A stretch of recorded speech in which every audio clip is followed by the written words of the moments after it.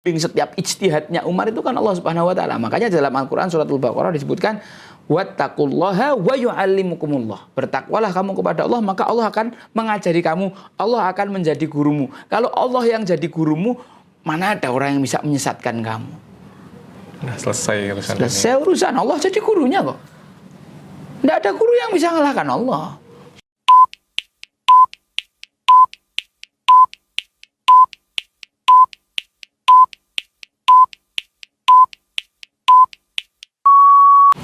A'udzubillahi minasyaitonirrajim. Bismillahirrahmanirrahim. Assalamualaikum warahmatullahi wabarakatuh. Waalaikumsalam. Alhamdulillahilladzi bi ni'matihi tatimmus shalihat. Allahumma sholli ala sayyidina Muhammad wa ala ali sayyidina Muhammad. Rabbi shrahli sadri wa yassirli amri wahlul 'uqdatam min lisani yafqahu qawli. Rabbana anzilna munzalan mubarakan wa anta khairu munzilin. Shadaqallahul azim. Jamaah yang berbahagia, jamaah yang dirahmati Allah Subhanahu wa taala. Alhamdulillah kembali lagi bersama kami di Perahu TV Gerakan Infak Beras Yogyakarta. Alhamdulillah saat ini kita dibersamai kembali dengan beliau yang terhormat, yang kami muliakan, Ustadz Ja'far Al-Jufri. Alhamdulillah. Sehat Ustadz? Alhamdulillah. Alhamdulillah. Berkat doa antum semua. Alhamdulillah, pada kesempatan ini kita akan melanjutkan pembahasan kita dari tema pekan lalu, Bapak Ibu para jemaah sekalian, yaitu mentadaburi Al-Quran, yang dimana kita akan mentadaburi surat Al-Qasas, melanjutkan pertemuan pekan lalu, episode sebelumnya ya. Nah, di mana di sini diceritakan mengenai kisah Nabi Musa alaihissalam. Seperti itu. Namun, alangkah baiknya sebelum pengajian ini, kajian online ini kita mulai, mari kita baca ta'awudz dan basmalah bersama-sama. A'udzu billahi minasyaitonir rajim. Bismillahirrahmanirrahim. Alhamdulillahirrabbilalamin. Semoga acara kita pengajian online ini mendapatkan ridho dan berkah dari Allah Subhanahu wa taala. Amin amin ya rabbal alamin. Alhamdulillahirabbil Allahumma sholli ala sayyidina Muhammad wa ala sayyidina Muhammad. Baik, saat ini langsung saja nih kita sambut bersama Ustadz Ja'far Al-Jufri. Assalamualaikum warahmatullahi wabarakatuh, Ustadz. Waalaikumsalam warahmatullahi wabarakatuh. Sehat, Ustadz? Alhamdulillah. Keluarga sehat? Alhamdulillah. Rabbil alamin. Pasukan-pasukan sehat? Alhamdulillah. Ini kami pasukan semuanya di sini nih. Iya. Alhamdulillah. Lah ini Ustadz melanjutkan nggih pertemuan sebelumnya ya. Ini adalah episode yang kedua. Iya. Ya, tadabbur Quran surat Al-Qasas, surat ke-28 nggih. Kalau nggak salah sebelumnya sampai ayat berapa ya tadi ya? Nanti bisa sekalian dipaparkan kepada pemirsa kita nggih. Iya, betul, ayat 13. Baik, ayat 13. Ya. Ayat 13 ya, para pemirsa sekalian, mungkin yang sedang menonton juga bisa sekalian membuka Al-Qur'annya, karena kita berharap dari kita kajian online ini bukan sekedar hanya mendengarkan, tapi juga bisa mentadaburi kisah tersebut, bisa meresapi nih para pemirsa, sehingga kita bisa mengaplikasikan gitu Tat, di kehidupan kita saat ini. Sahih. Seperti itu. Ya mungkin Ustadz, waktu dan tempat saya persilahkan. Sumangga. Bismillahirrahmanirrahim. Rabbi shrah li sadri wa yassir li amri wahlul 'uqdatam min lisani yafqahu qawli. Rabbi zidna ilma warzuqna fahma. Assalamualaikum warahmatullahi wabarakatuh. Waalaikumsalam warahmatullahi wabarakatuh. Alhamdulillahi wa kafa wa nusalli wa nusallim ala habibina al-Mustafa Muhammadin wa ala alihi wa man ittaba'a huda. Qala Allah Ta'ala fil Qur'anil Karim, Rabbi anzilni munzalan mubarakan wa anta khairul munzilin. Jamaah yang dirahmati Allah Subhanahu wa taala, supaya kita semua mendapatkan banyak pahala dalam satu majelis, maka mari kita niatkan dulu beberapa niat supaya kita mendapatkan banyak pahala dengan satu amal yang sama. Nawaitu ta'alluma wa ta'lima wa tadhakkura wa tadhkira wa naf'a wal intifa'a wal ifadata wal istifadata wal hatha ala tamassuki bi kitabillahi wa sunnati rasulillahi wa da'wati wa nasraddinil islam ibtigha'a wajhillah. Amin. Nawainal silaturrahim wa ziyaratul ahbab ibtigha'a wajhillah. Jamaah yang dirahmati Allah Subhanahu wa taala, pada kesempatan ini saya akan melanjutkan kembali kisah Nabiullah Musa alaihi salam yang Allah cantumkan dalam suratul Qasas. Tapi sebelum saya membahas tentang kisah itu sendiri, saya ingin memberikan sedikit lanjutan. Kemarin kan di awal kita membahas tentang faedah dan fungsi kisah-kisah Quran. Iya. Ya, dan saya akan insya Allah di setiap pertemuan membahas satu faedah dan satu fungsi dari kisah Quran. Yang mana ini Allah Subhanahu wa taala sebutkan dalam Al-Qur'an, wa kadzalika naqussu 'alaika min amba'ir rusuli ma nuthabbitu bihi fuadak. Enggak ada di sini. Wa kadzalika naqussu 'alaika min amba'ir rusuli ma nuthabbitu bihi fuadak. Seperti itulah kami kisahkan kepadamu Muhammad min amba'ir rusul, kisah-kisah, berita-berita tentang para rasul, ma nuthabbitu bihi fuadak, yang meneguhkan hatimu. Jadi Rasulullah SAW dalam menghadapi penatnya dakwah, dalam menghadapi beratnya dakwah, dalam menghadapi ujian, tekanan yang diberikan oleh kaum Quraisy kepada beliau dan dakwah Islam ataupun para sahabat radhiyallahu anhum yang ketika itu betul-betul teguh walaupun badai ujian sedemikian rupa melintang. Ternyata salah satu hiburan yang Allah berikan kepada Rasulullah dan para sahabat, hiburan yang Allah berikan kepada Rasulullah ketika menghadapi situasi itu adalah kisah Quran. Masya Allah. Jadi Rasulullah SAW menghadapi tekanan ini dan itu, Allah kisahkan satu kisah untuk menenangkan hati beliau. Beliau menghadapi tekanan sedemikian rupa, jadi beliau harus dakwah dan terancam nyawanya. Allah kisahkan tentang kisahnya Nabiullah Ibrahim alaihissalam.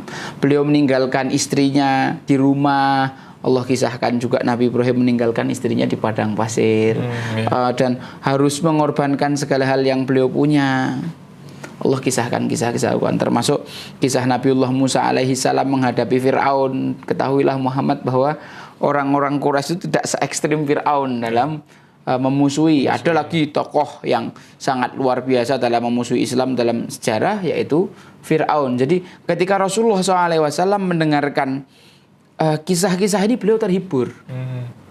Beliau paling tidak merasa, paling tidak aku tidak sendiri, ada kok rasul-rasul sebelumku yang juga mengalami kisah-kisah yang sama, tidak kalah beratnya. Rasulullah SAW tidak merasa menjadi istilahnya apa ya, sendiri menghadapi ujian itu. Banyak rasul-rasul terdahulu pun yang juga mengalami. Jadi kayak kunci ketenangan gitu ya tadi ya. Sohi, gitu betul. Ya. Kunci ketenangan, kunci kita itu merasa sabat dan tetap punya mental dan semangat untuk melanjutkan kembali dakwah adalah kisah-kisah Quran. Saya sendiri juga ketika mengalami futur, dakwah itu surut, menghadapi masalah demikian rupa, yang saya baca kisah Quran, sirah nabawiyah, yang mana itu kembali menyulut semangat saya. Itulah memang fungsinya. Wa kadzalika naqussu 'alaika min amba'ir rusuli ma nuthabbitu bihi fuadak. Ketika para sahabat datang kepada Rasulullah, ya Rasulullah, tolong doakan kepada Allah untuk kami supaya Allah segera menurunkan kemenangan. Rasulullah SAW tidak lantas mendoakan para sahabat begitu saja. Malah justru dikisahkan kisah-kisah imani. Rasulullah SAW mengatakan kepada para sahabat yang tertekan itu, dulu orang sebelum kalian ada yang sisirnya, rambutnya disisir pakai sisir besi sampai apa sih bahasanya, ngeletek lah ya itu, kulit kepalanya, tidak membuat mereka meninggalkan agamanya. Ada yang digergaji pakai gergaji sampai tubuhnya terbelah dua, itu juga tidak membuat mereka meninggalkan agamanya. Jadi ketika para sahabat mengeluhkan, ya Rasulullah, ini Sumayyah ditusuk kemaluannya pakai tombak sampai wafat, sampai syahidah pertama, kemudian Yasir pun juga dipecut sampai mati. Ketika para sahabat mengeluhkan hal-hal berat itu, Rasulullah malah justru menjawab dengan satu kisah yang itu jauh lebih berat daripada yang kau alami. Dan mereka sabar dan mereka tetap berpegang teguh pada agamanya. Walakinnakum qaumun tasta'jilun, kata Rasulullah, kalian orang yang terburu-buru. Masya Allah, luar biasa.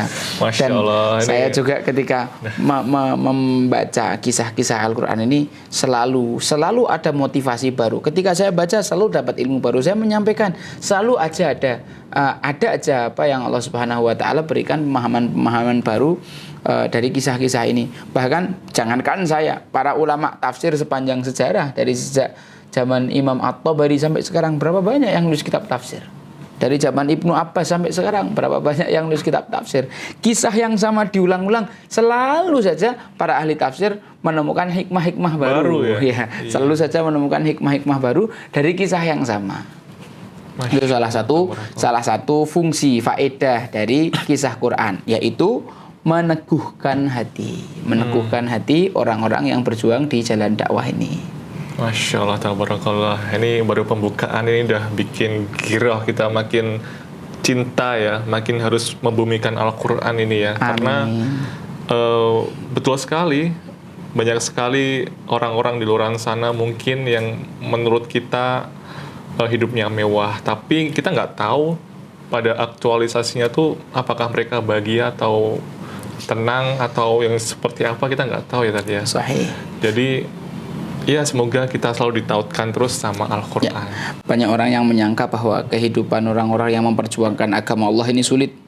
Kalau memang terlihat sulit, saya yakin orang-orang yang memperjuangkan agama Allah itu menikmati, dan hakikatnya mereka adalah orang-orang yang bahagia karena mereka tahu hiburan yang sebenarnya. Hiburan yang sebenarnya adalah ketika kita lelah, kita baca Quran.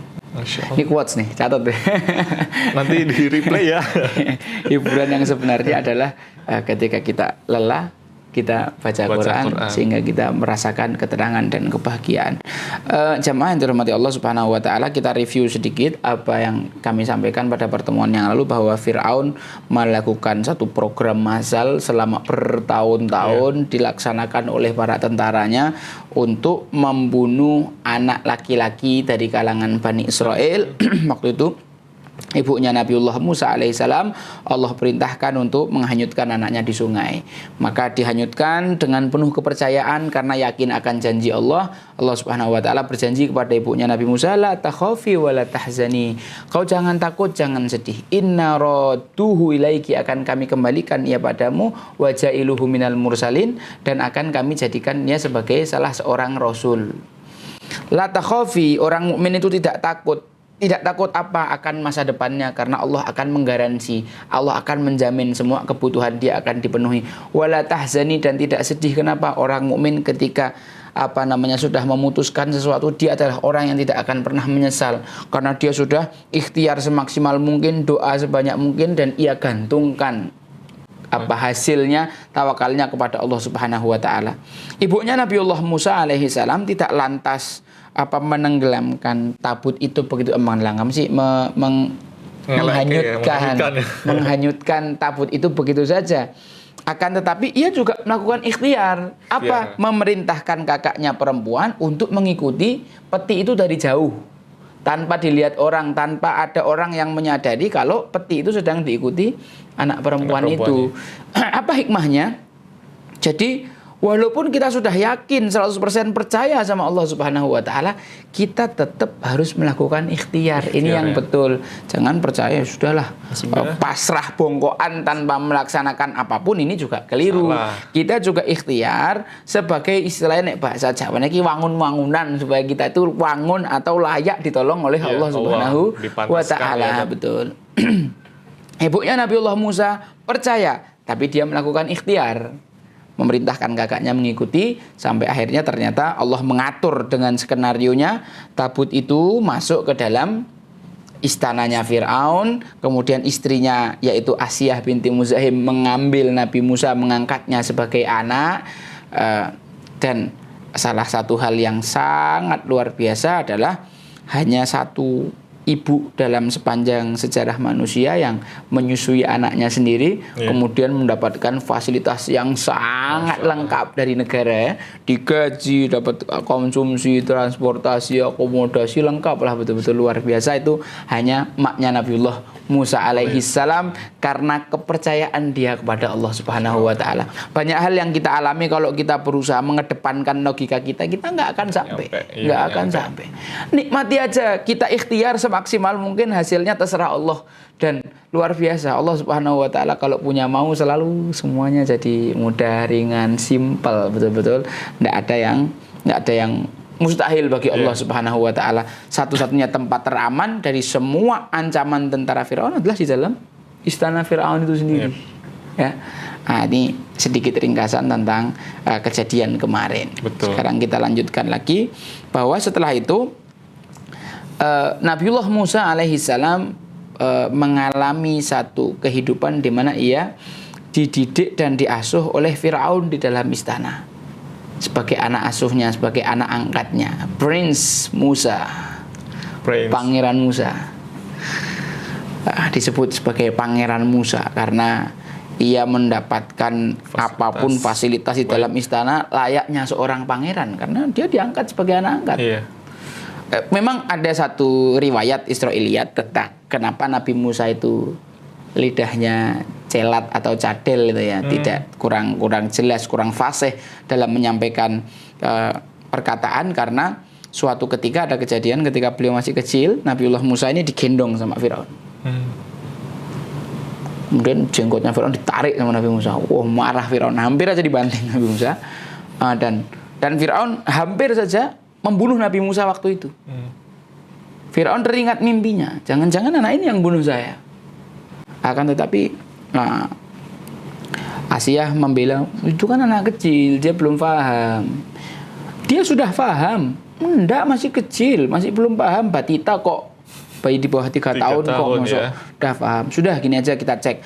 Kalau dia memang sudah paham, nanti akan saya bunuh. Kalau belum paham, maka akan saya biarkan. Maka dikasih satu meja, yang satu piring dikasih arang, satu piring dikasih roti. Nabi Musa suruh jalan ngambil salah satu di antara keduanya. Ini kalau yang diambil arang berarti tak terusin, kalau diambil roti berarti tak bunuh. Nabi Musa awalnya mau mengambil roti, tapi Allah gerakkan untuk ngambil arang dan masukkannya ke mulutnya, tangannya kepanasan dan lidahnya pun akhirnya apa ya bahasanya ya, kena arang kayak apa gitu ya. Itulah yang menyebabkan, ada satu riwayat yang menyebutkan bahwa itu penyebab Nabiullah Musa alaihi salam itu cadel. Ala kulli hal. Tapi Nabi Musa ini diasuh sedemikian rupa masalah imannya oleh ibunya sendiri. Sekaligus ibunda Asiyah binti Muzahim, istrinya Firaun yang beriman. Dia menyembunyikan keimanannya. Firaun juga disebutkan dalam riwayat tidak pernah melakukan hubungan badan sama Asiyah binti Muzahim karena biasalah raja ya, punya istri banyak dan istrinya itu cuma dibuat koleksi gitu aja, kayak mungkin Raja Brunei punya koleksi mobil sampai 700 atau 7.000 mobil ya, pokoknya koleksi aja, nggak betul-betul dipakai. Seperti itulah para raja-raja, bisa aja dia punya koleksi permaisuri atau selir sekian banyak yang memang tidak disentuh atau tidak mau disentuh atau memang belum tersentuh. Ibunda Asiyah ini dalam riwayat beliau tidak pernah melakukan hubungan badan dengan Firaun. Dan ibunda Asiyah ini juga salah seorang yang mukminah, beriman dari keluarga Firaun. Artinya ini permaisuri yang beriman, yang mana ada pelajaran yang menarik tentang ibunda Asiyah ini yang Allah Subhanahu wa taala sebutkan dalam surat At-Tahrim, wa daraballahu mathalan lil ladzina amanu imra'ata fir'aun. Banyak sekali orang laki-laki yang sempurna imannya.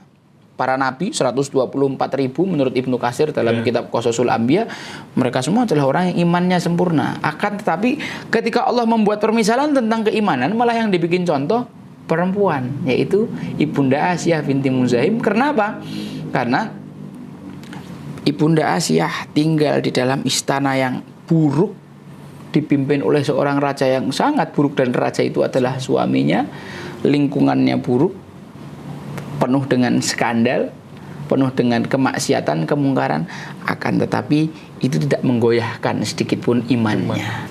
Jadi wanita-wanita mukminah yang ingin berqudwah, mengambil teladan dari ibunda Asiyah, tentu dia tidak boleh beralasan, lah di rumah saya begini yo, lah suami saya juga begitu wo, lah lingkungan saya begitu, lah keluarga saya begini dan begitu, tentu itu bukan alasan karena Ibunda Asiyah binti Muzahim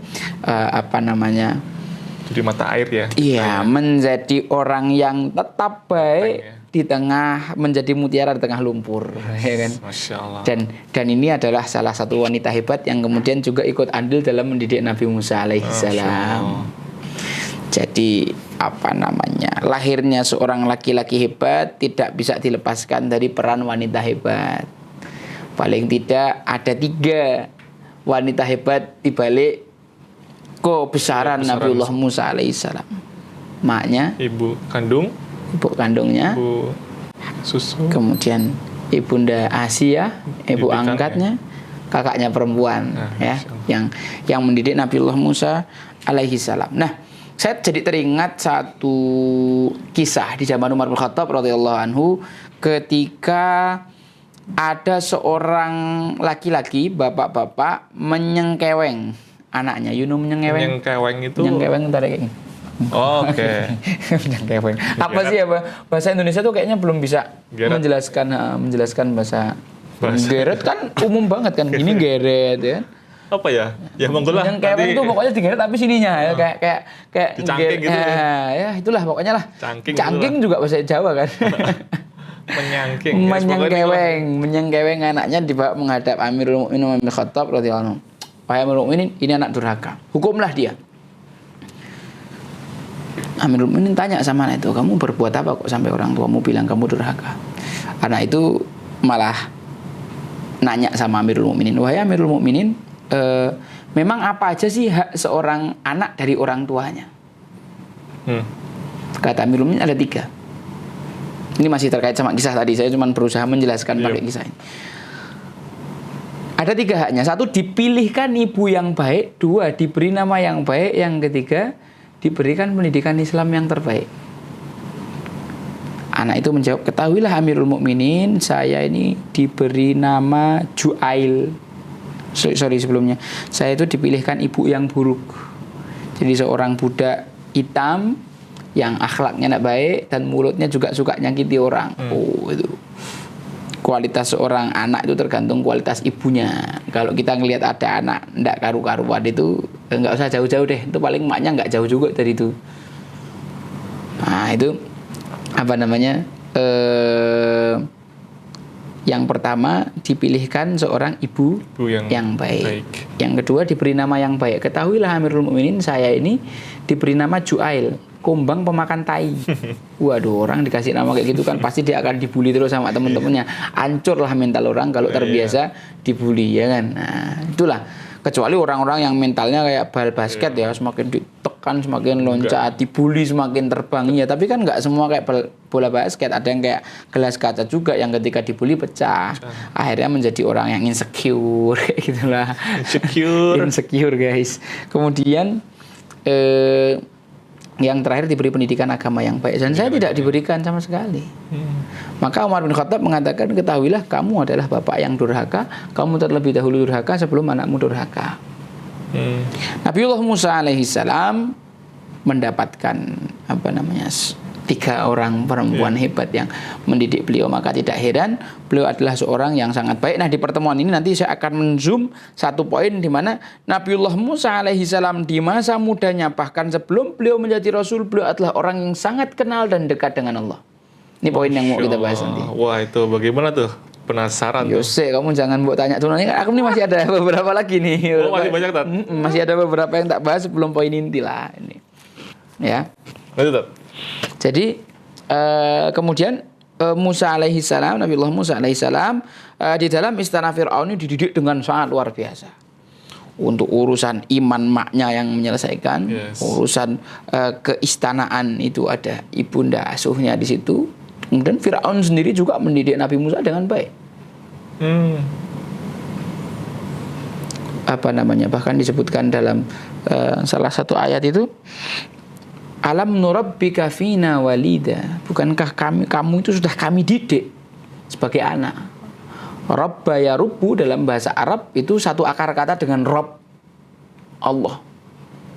Rabb itu juga satu akar kata dengan at-tarbiyah atau pendidikan. Jadi seorang pendidik itu mengarahkan, menjaga, melindungi, meluruskan terus. Dan Fir'aun mengatakan, alam nurabbika, bukankah kami sudah mentarbiyah kamu? Jadi tarbiyahnya Fir'aun ini tidak main-main. Outputnya Nabiullah Musa alaihi salam itu adalah seorang yang secara fisik sangat luar biasa, cerdasnya juga luar biasa. Jadi ibarat kayak gini ya ilustrasinya. Kalau Nabi Musa itu adalah seorang pemanah yang jitu, karena yang melatih memang ahli panahnya Fir'aun. Kalau dia pegulat yang luar biasa, nanti dalam kisah ini disebutkan bahwa Nabiullah Musa alaihissalam memukul orang, satu kali pukul langsung mati. Itu kayak apa powernya? Kita nonton Habib Nurmagomedov itu aja pang aja musuhnya kan nggak langsung mati. Nggak mati. Ini sekali pukulan mati. Ini sekali pukul mati. Kayak mana tuh kualitas fisiknya Nabiullah Musa alaihissalam? Itu yang didik adalah panglima-panglimanya Fir'aun. Kalaulah Nabiullah Musa alaihissalam diajari renang PP Sungai Nil, nyebrang Sungai Nil PP, itu yang ngajari ya angkatan lautnya Fir'aun. Terbaik ya. Yang terbaik. Panglima angkatan lautnya Fir'aun. Kalau Nabiullah Musa bisa berkuda dengan sangat baik, yang didik panglima-panglimanya Fir'aun, angkatan daratnya Fir'aun. Seandainya dulu udah ada angkatan udara, mungkin juga Nabiullah Musa bisa terbang gitu. Masya Allah, itu udah kayak pangeran tuh itu. Luar biasa, pangeran Musa betul-betul. Bahkan ketika nanti Nabiullah Musa dikejar oleh Fir'aun itu, maksudnya untuk pertama kali setelah dia membunuh lari ke Madian itu kan larinya berhari-hari. Lari berhari-hari. Oh, nggak cuma satu periode udah selesai, satu sesi gitu? Kita jalan ya, misalkan saya pernah jalan dari Pantai Baron sampai DS Boyolali. Itu 150 kilo jalan kaki 3 hari. Itu kaki rasanya kayak mau patah. Itu jalan bukan lari. Jalan. Kita bayangkan bahwa Nabiullah Musa alaihissalam itu lari dari Mesir ke negeri Madian. Masya Allah. Itu satu kualitas, satu kualifikasi fisik yang sangat luar biasa hasil didikan Fir'aun ini. Maka sekarang kita mulai masuk ayat nih. Mulai masuk ayat 14. Masuk ayat 14. A'udzubillahi minasyaitonirrajim. Walamma balagha ashuddahu wastawa atainahu hukman wa ilman wa kadzalika najzil muhsinin. Dan ketika Nabiullah Musa alaihi salam mulai balik, balagha asyuddah itu balik. Balik itu dewasa secara biologis. Dalam Islam kan ada syarat seorang boleh melakukan sholat, itu akil balik. Ya kan? Akil itu dewasa intelektualnya, menjadi cerdas dan lain sebagainya. Kemudian balik itu dewasa biologis. Karena itu dua hal yang berbeda loh ya. Akil balik itu bukan satu, tapi akil sendiri balik sendiri. Dewasa intelektual itu akil, dewasa biologis itu balik. Tandanya apa orang balik? Ada satu, sudah mimpi basah. Yang kedua sudah berumur 15 tahun. Sudah berumur 15 tahun belum mimpi basah, sudah balik. Sudah mimpi basah belum umur 15 tahun, sudah balik. Dan nanti ada tanda-tanda yang menyertainya, tumbuhnya bulu kemaluan, tumbuhnya jakun, ya mulai muncul kumis tipis-tipis, jenggot, tandanya udah balik. Kamu udah punya kan? Cuman satu tadi. Ya lumayan lah, dah balik lah. Itu balik ya. Falamma balagha asyuddahu wastawa, dan sempurna akal beliau, jadi akil. Atainahu hukman wa ilma. Allah Subhanahu wa taala memberikan dari sisinya hukum atau hikmah kebijaksanaan wa ilman, dan ilmu. Jadi ilmu dalam Islam itu ada dua, ada ilmu makasib, ada ilmu mawahib. Ilmu makasib itu ilmu yang diupayakan dengan kita banyak belajar. Ada ilmu mawahib. Ilmu mawahib itu ilmu laduni yang diberikan langsung dari Allah Subhanahu wa taala. Ilham? Yes, ya bukan sebenarnya gift.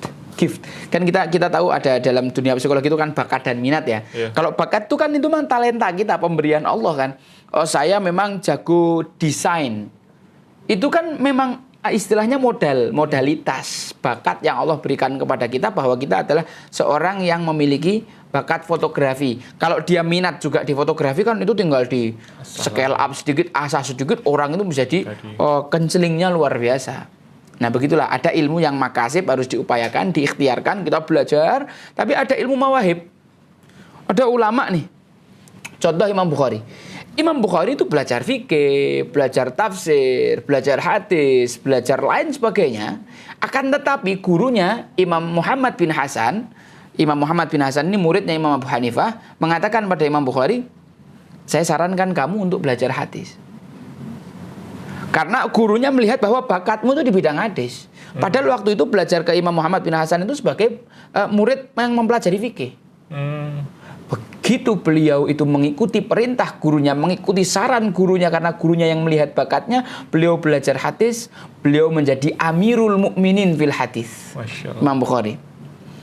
Beliau menulis kitab Sahihul Bukhari yang terkenal dengan Ashahul Kitab Ba'dal Quran, kitab tersahih kedua setelah Al-Quran. 7.000 hadis paling sahih. Ditulis selama 17 tahun. Setiap nulis judul dan memasukkan satu hadis, beliau mesti sholat wudu, sholat istikharah, minta petunjuk sama Allah. Ini tak masukkan di mana ya Allah. Masya Allah. Itu ketika mengikuti guru, kan ini bakatnya. Nah, Nabiullah Musa alaihi salam dididik oleh ibunya, dididik oleh Asiyah binti Muzahim, dididik kakaknya, dididik oleh Fir'aun dan panglima-panglimanya. Kita bisa bayangkan betapa cerdasnya Nabi Musa. Ditambah lagi Allah Subhanahu wa taala secara khusus menyebutkan dalam ayat ini atainahu hukman wa ilma. Allah juga ngajari Nabiullah Musa ilmu dan hikmah. Sekarang tak tanya, kita ngelihat Khulafaur Rasyidin yang 4, Abu Bakar, Umar, Utsman, Ali. Ada nggak salah satu di antara mereka yang lulusan UGM, apa UNY, apa UTI, apa UI, apa UI? Nggak ada kan? Nggak ada kan? Siapa guru mereka? Allah Subhanahu wa taala.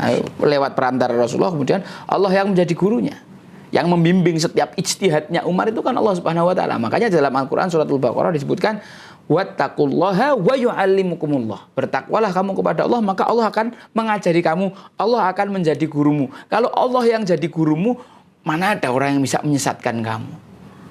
Nah, selesai urusan ini. Selesai urusan, Allah jadi gurunya kok. Tidak ada guru yang bisa mengalahkan Allah. Profesor mana yang bisa mengalahkan Allah soal ilmu? Lah ini Nabiullah Musa alaihi salam atainahu hukman wa ilma. Kami yang memberikan langsung kepada Nabiullah Musa itu kebijaksanaan dan ilmu. Wa kadzalika nadzil muhsinin. Seperti itulah kami membalas orang yang selalu berbuat baik. Nabiullah Musa diajari ibunya untuk menjadi orang yang selalu berbuat baik.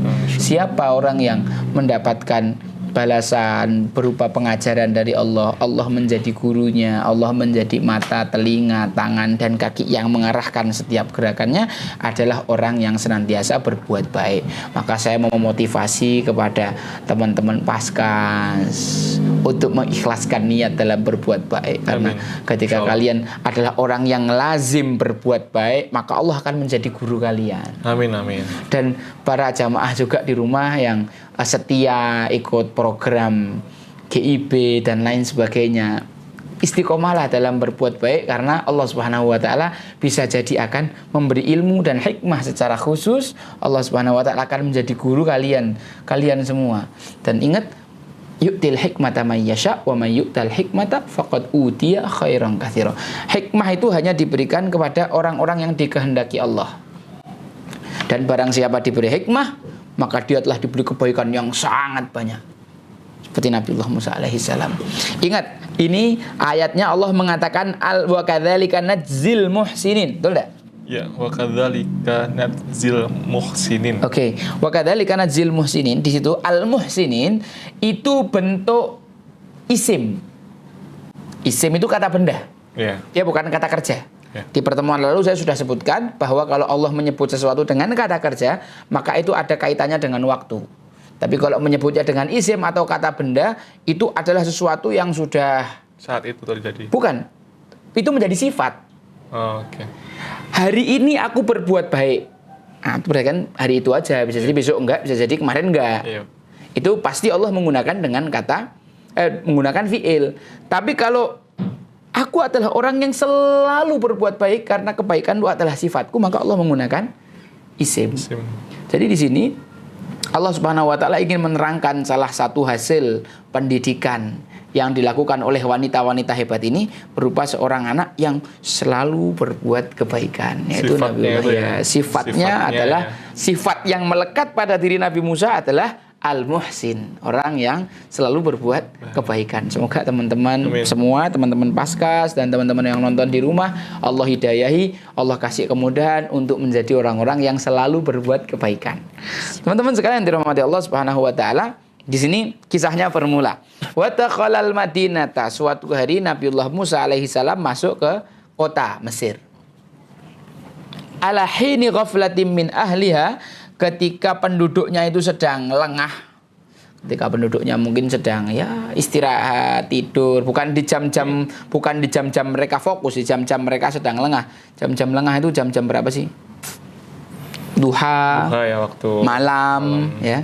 Seperti Allah ceritakan, afa amin ahlul qura ayatiyahum ba'suna bayata wa hum naimun, apakah penduduk negeri itu merasa aman dari azab Allah yang datang pada malam hari saat mereka sedang tidur, atau dengan azab yang datang di waktu duha saat mereka sedang bermain-main. Nah, itu ala hini ghaflatin min ahliha fawajada fiha rajulaini yaqtatilan. Nabi Musa mendapati ada dua orang laki-laki yang sedang berkelahi. Ya. Ini Nabi Musa tidak pakai cross check. Hadza min syi'atihi, yang ini adalah dari kalangannya Nabiullah Musa, berarti dari kalangan Bani Israel. Wa hadza min aduwih, yang satu dari kalangan musuhnya, dari dari keturunan Kipti. Orang penduduk asli Mesir itu Kipti, pendatangnya Bani Israel. Ada perkelahian antara Bani Israel dengan orang Kipti.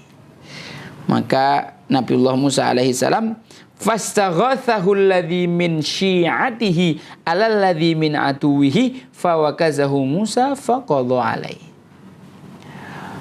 Begitu ia melihat itu, Nabi Musa tanpa basa-basi langsung menolong yang dari syi'atihi. Fastaghathahu alladhi min syi'atihi, yaitu dari kalangan Bani Israel ditolong, yang musuhnya diangkat pakai tangan kiri. Fawakazahu Musa, dipukul sama Nabi Musa sekali. Bukan wakaza tapi wakaza, sekali toh. Faqadha alaih, langsung mati orangnya. Jadi apa sih, strike ya? Yeah. Kalau pukulan kalau di dunia tinju, Mas. One shot. Wow, one kill mah itu sniper ya. One kill. Hah? Headshot. Headshot itu juga sniper itu. Ini pukul sekali pang langsung mati, ya kan? Kita bisa bayangkan betapa powernya Nabi Musa alaihi salam sangat luar biasa. Saya pernah punya guru juga yang kayak itu sih, tapi bukan guru langsung, masih ada nyambung sanad satu lah. Beliau itu pulang dari Cina, di Cina tuh belajar bela diri 12 tahun. Ketika sampai Indonesia ikut lomba gitu, dia pasang kuda-kuda, kemudian musuhnya menyerang. Ketika musuhnya mukul, ditangkis sekali, dipukul sekali, bleng, langsung pecah jantungnya. Sekali pukul langsung mati. Mungkin levelnya kayak Nabiullah Musa alaihissalam. Sekali pukul mati.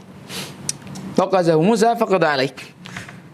Lihat, ini adalah hal yang sangat menarik. Nabiullah Musa alaihissalam langsung mengatakan, inna hadza bin amali syaiton. Sungguh perbuatan yang kulakukan ini adalah merupakan perbuatan setan.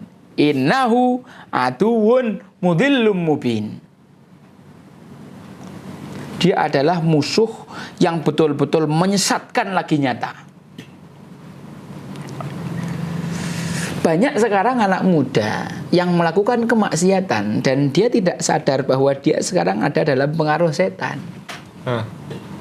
Mungkin aktivitasnya sehari-hari, Masya Allah ya, ikut dropping beras, ya, melakukan amal-amal soleh. Akan tetapi kalau sendiri di dalam kamar, dengan smartphone-nya, sudah tidak terkendali lagi apa yang dilihat, dan dia tidak sadar kalau dia itu sedang dalam kendali setan. Nabiullah Musa alaihi salam di usia balik ini, usia balagha asyuddahu ini, ngomong-ngomong para ulama banyak yang meriwayatkan tentang umurnya beda-beda. Mengatakan beliau umur 17 dan mengatakan beliau umur 20 tahun. Ya, 20 tahun. Beliau waktu itu menjadi orang yang sangat sadar siapa musuh utamanya. Setan. Seperti burung hudud yang ketika menjelaskan tentang Ratu Saba,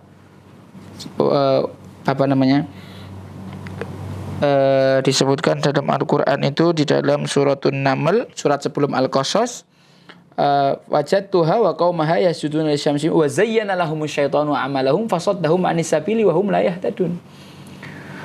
Setan menghiasi amal perbuatannya, kemudian membuat mereka melenceng jauh dari jalan yang benar, sedangkan mereka tidak mendapatkan hidayah dan tidak sadar. Burung aja sadar kalau setan itu musuh utamanya manusia. Tapi banyak manusia yang tidak sadar kalau setan itu musuh utamanya. Malah setan dijadikan teman. Mulutnya ngomong a'udzubillahi minasyaitonir rajim, tahu, tapi kelakuannya ngundang setan. Jadi ibarat dia itu mau ngusir anjing tapi bawa daging. Ini kan problem nih. Iya. Banyak anak-anak muda kita yang dia tuh betul-betul dikuasai sepenuhnya sama setan dan dia tidak sadar. Masalah besar nggak ini? Sangat masalah besar. Masalah besar. Jauh dari ilmu, nggak tahu musuhnya setan, nggak tahu dia sedang diarahkan ke jurang neraka jahanam. Dengan santainya dia menikmati berbagai macam kemaksiatan. Na'udzubillah min dzalik. Nabiullah Musa alaihi salam adalah orang yang sangat sadar siapa musuhnya di usia mudanya. High quality jomblo. Kalau orang anak-anak muda kita nek meh mati itu baru sadar, dah jadi mbah-mbah, umur 50, 60 tahun baru ya tobat. Kalau masih muda ya kita foya-foya dulu aja lah. Kita kan muda, foya-foya, tua, kaya raya, mati masuk surga. Surga ini sopo? Surga ini mbahmu. Mahal, ya bos. ndak bisa lah ya. Ndak bisa lah. Anak-anak muda harus sadar sepenuhnya. Setiap kali dia digiring satu langkah, tahuilah itu adalah setan. Oh ya, untuk mempermudah ini, saya ingin menceritakan sedikit loncat kisah tentang kisahnya Nabiullah Adam alaihissalam. Allah menjelaskan tentang bagaimana setan membujuk Nabi Adam itu fadallahuma bighurur dalam Al-Quran. Dalam Al-Quran, dalwun itu dalam bahasa Arab, dalwun itu ember. Adla itu menimba ember dari sumur, kan pelan-pelan tuh. Ada nggak orang nimba kayak gini? Wah, ada tuh. Orang gila itu orang latihan kan. Orang nimba ya pelan-pelan biar nggak tumpah-tumpah. Nah, ketika lebih pelan lagi karena embernya lebih berat, itu Allah menggunakan kata di dalam ayat ini Allah menggunakan kata dalla. Dalla itu digunakan orang Arab untuk menarik dengan sangat pelan. Atau ilustrasi lainnya seperti orang yang sedang menangkap hewan buruan, lemparkan umpan. Jadi ketika hewan itu datang sedikit, tarik lagi. Datang sedikit, tarik lagi. Sampai deket dan sampai bisa masuk perangkap.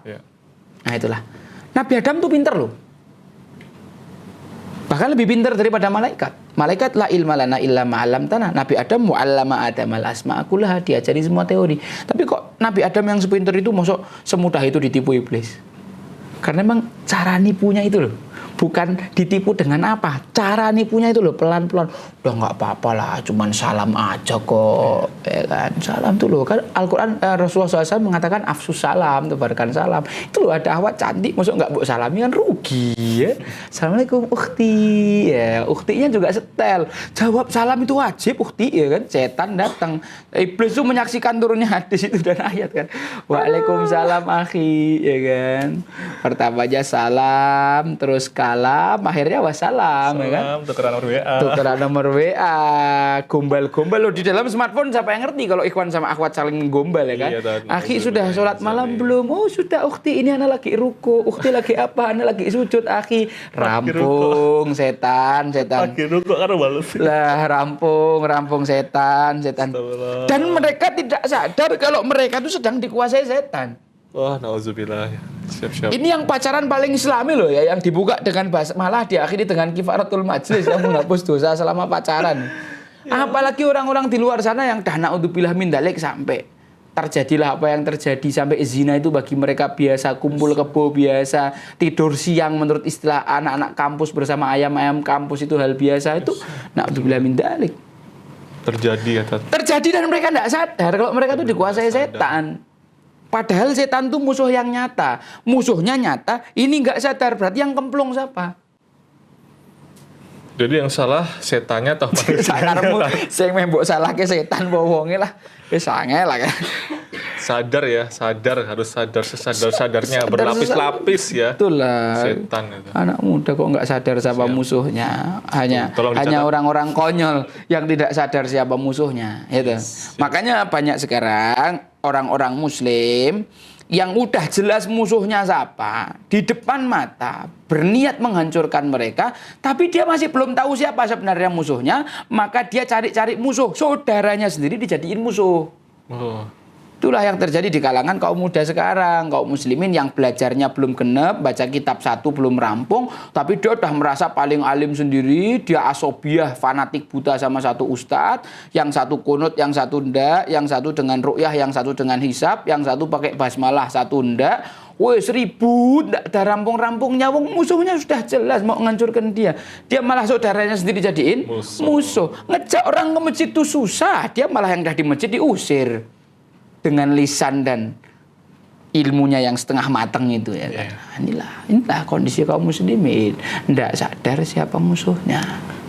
Nabiullah Musa alaihissalam melakukan satu kesalahan, mukul orang sampai mati. Saat itu juga langsung mengatakan, inna hadza min amali syaitan, innahu aduwwun mudillun mubin. Ya paling tidak kalau kalian melakukan kesalahan, sadarlah itu adalah perbuatan setan, lah paling minimal. Kita belajar dari ayat ini kan kayak gitu. Anggaplah kamu masih terjerembab di maksiat, masih proses berjuang untuk keluar dari lubang dan kubangan maksiat. Oke, it's okay. Tapi paling tidak kamu harus tahu ilmunya, kamu sadar bahwa kamu itu salah, kamu itu di bawah kendali setan. Perkara kamu kesulitan melawan hawa nafsu dan setan itu urusan lain. Tapi minimal harus sadar kayak Nabiullah Musa alaihissalam begitu melakukan maksiat, oh ini berarti perbuatan setan. Begitu melakukan kesalahan, Nabiullah Musa alaihissalam mengatakan dalam ayat yang ke-16, qala rabbi inni dhalamtu nafsi faghfirli faghfara lahu innahu huwal ghafurur rahim. Kalau Nabiullah Musa alaihissalam bukan orang yang bertauhid, maka dia akan menyangka Tuhannya Fir'aun. Karena seluruh masyarakat Mesir menganggap bahwa Fir'aun itu Tuhan. Fir'aun mengatakan, ana rabbukumul a'la, aku Tuhanmu yang paling tinggi. Dan di Mesir ada puluhan Tuhan. Ada Dewa Osiris, Obelis, Ra, ada Amun, ada Set, ada apalah itu. Ada Dewa Isis. Pernah nonton film Yu-Gi-Oh nggak? Pernah, Tad. Nah, itu nama-nama Dewa Mesir semua itu. Yeah. Nama-nama Dewa Mesir semua. Nah, Nabiullah Musa alaihissalam tersadar begitu dia membunuh satu orang itu tadi, dia mengatakan, Rabbi inni dhalamtu nafsi. Oh Tuhan, sungguh aku telah mendolimi diriku sendiri. Dia tahu bahwa orang yang bermaksiat itu mendolimi dirinya sendiri. Bukan cuma sekedar mendolimi orang yang mati tadi, karena kan kadang-kadang maksiat kan nggak bunuh orang. Yeah. Orang maksiat minum khamar itu yang didolimi siapa? Diri sendiri. Orang zina yang didolimi diri sendiri dan orang perempuannya. Ya. Orang membunuh yang didolimi diri sendiri. Jadi Nabiullah Musa alaihissalam sadar betul bahwa setiap kemaksiatan yang dilakukan itu hakikatnya dia sedang mendolimi diri sendiri.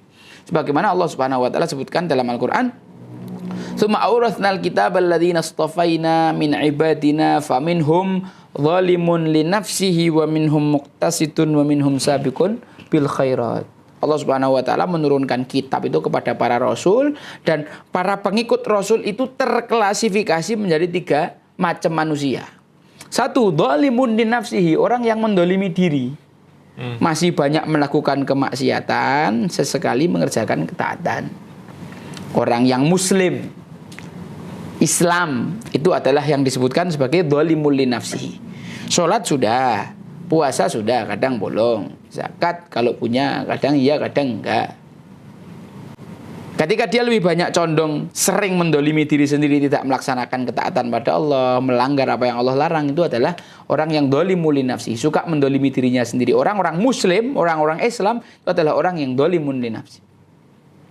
Level berikutnya muqtasid, orang yang mukmin, yang beriman kepada rukun iman yang 6 dan hidupnya tuh baina-baina gitu ya. Ya dia kadang-kadang masih maksiat, tapi lebih banyak taatnya. Yeah. Dan yang wajib sudah kelar orang-orang yang muqtasid ini, dan kadang-kadang dia melakukan amal-amal yang sunnah. Yeah. Ada level yang paling tinggi orang-orang muhsin. Tadi Nabi Musa apa? Wa kadzalika najzil muhsinin. Nah, orang yang levelnya paling tinggi, orang yang sabiqum bil khairat. Orang-orang yang berusaha bersegera melakukan amal-amal soleh. orang-orang yang muhsin. Jadi kalau di Al-Quran ini langsung disampaikan bahwa beliau Nabi Musa alaihissalam ini langsung memohon ampun, taubat gitu ya? Exactly, precisely after he does the crime. Crime. Oh my god, Ustadz bisa bahasa Inggris juga ya, ngarang tuh aku tuh betul apa salah takib. Jadi tepat setelah Nabiullah Musa alaihi salam itu melakukan satu perbuatan yang keliru, beliau langsung mengingat Allah. Rabbi inni dzalamtu nafsi. Pertama ini adalah perbuatan setan, lalu beliau berdoa, Rabbi inni dzalamtu nafsi. Oh Tuhan, sungguh aku mendolimi diriku sendiri.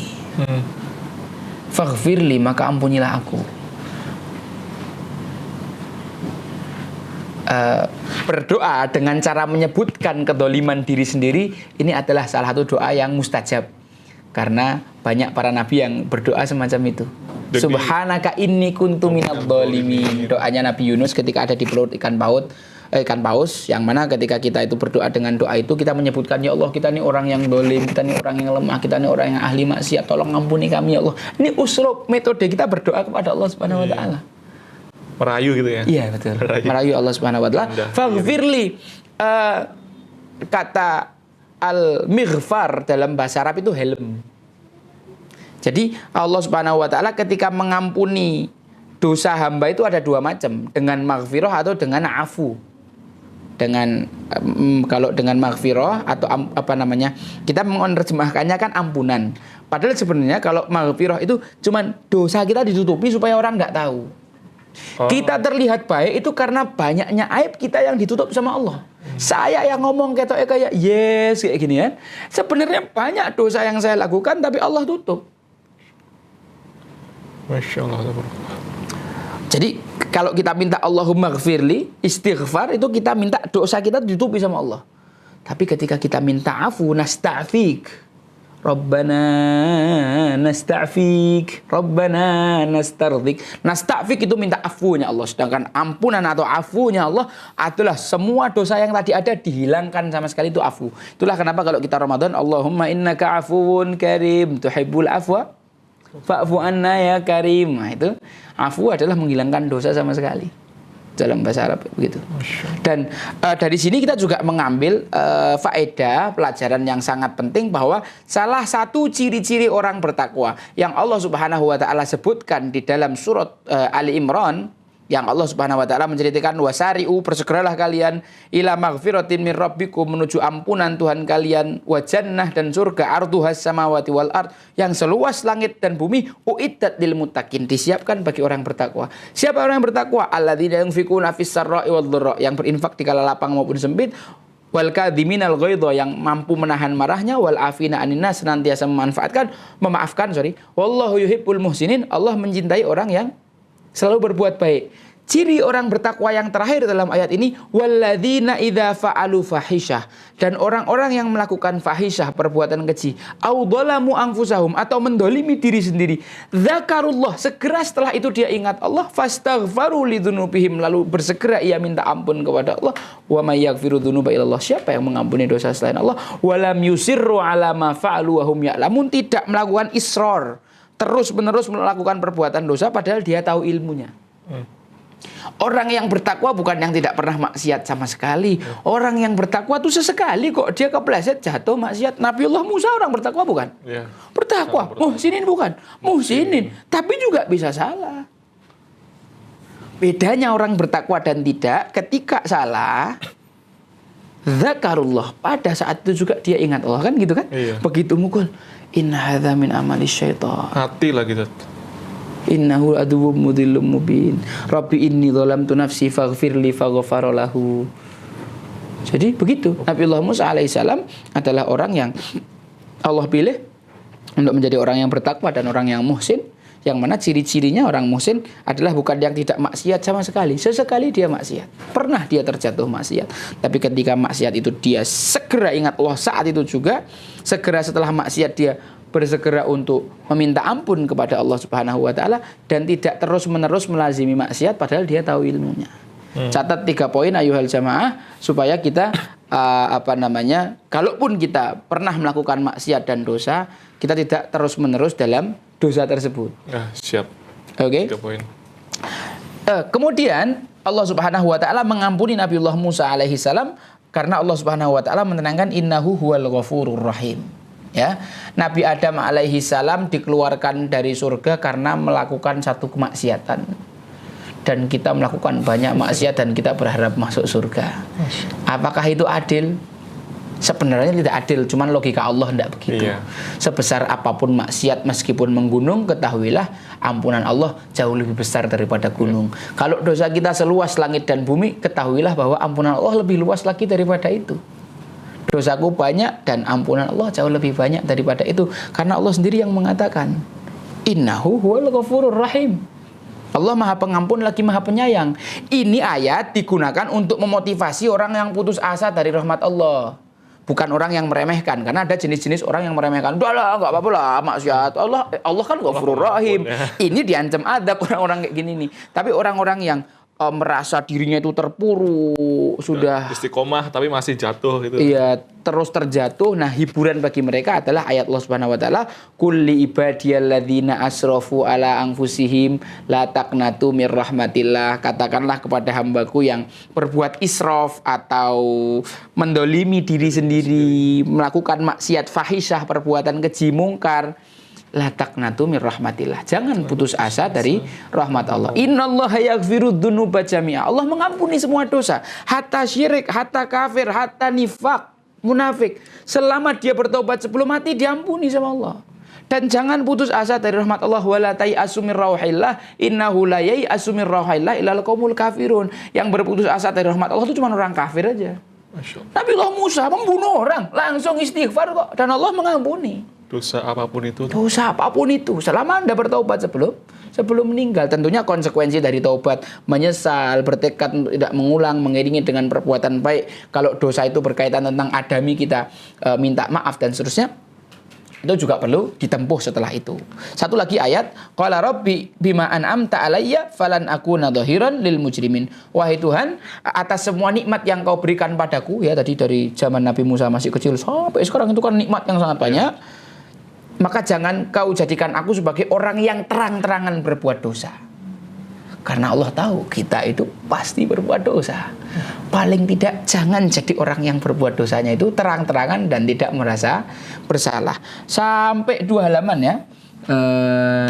Dari ini sampai sini ngomongin Allah Subhanahu wa taala menceritakan satu lembar. Dan kisah ini dari Nabi Musa membunuh orang sampai Nabi Musa itu ingin lari ke Madian, hanya 1 episode itu ada 5 doa disebutkan di sini. Masya Allah. Coba lihat ya. Satu tadi yang di atas, Robbi ini dalam nafsi, kemudian Robbi bima an'amta alayya falan akuna dhahiran lil mujrimin. Kemudian ada qala rabbina najjini minal qaumidz dzalimin. Nih. Kemudian ada asa Rabbi ayyahdiyani sawa as-sabil. Kemudian yang terakhir Rabbi bima an'amta Rabbi inni lima anzalta ilayya min khairin fakir. Dalam 1 episode perjalanan 5 doa Nabiullah Musa sebutkan, dan ini semuanya doa istimewa, buktinya Allah abadikan dalam Al-Quran.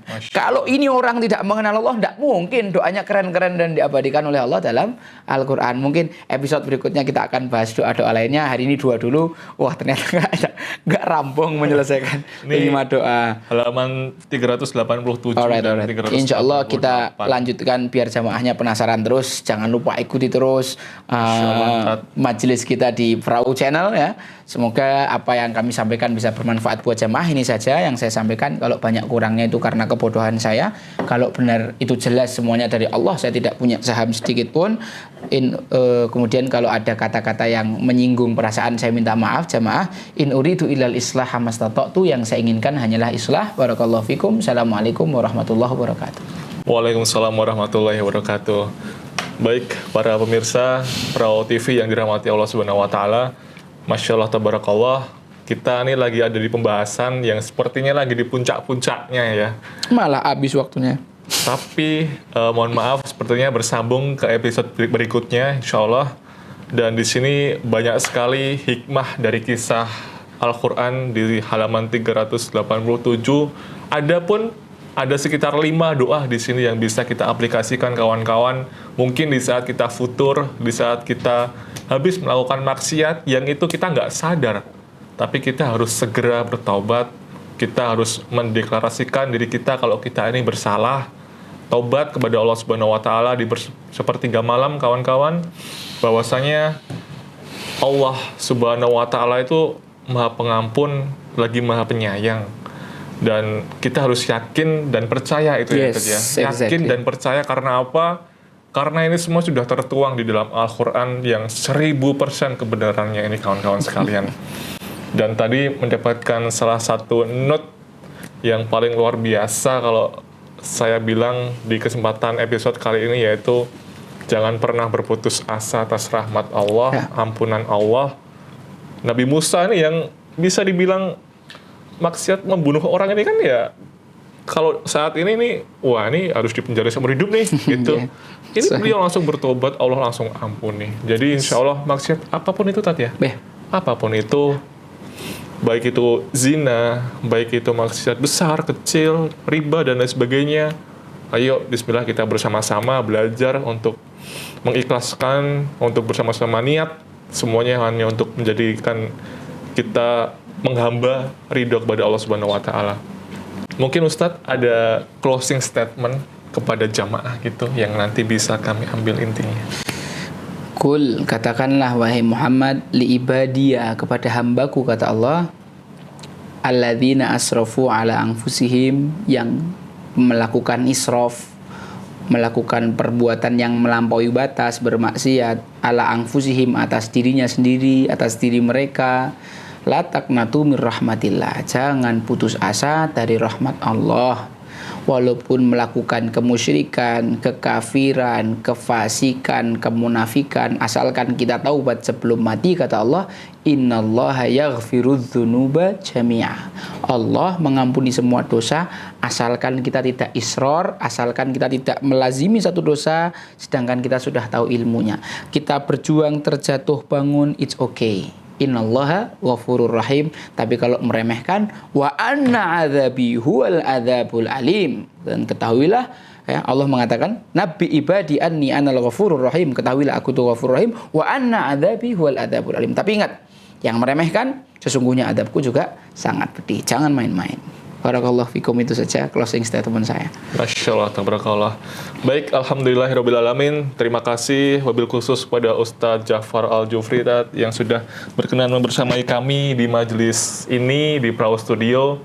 Semoga Ustadz diberikan kesehatan selalu ya, para jamaah. Begitu juga para jamaah yang ada di rumah, semoga diberikan kesehatan, keberkahan di dalam hidupnya, dan dikabulkan segala hajat di dalam hidupnya. Dan kepada Ustadz sekeluarga dan para santri-santrinya, semoga diberikan keturunan yang pengamal dan penghafal Al-Quran, menjadi pejuang-pejuang agama Islam, Al-Qurannya Allah Subhanahu wa taala.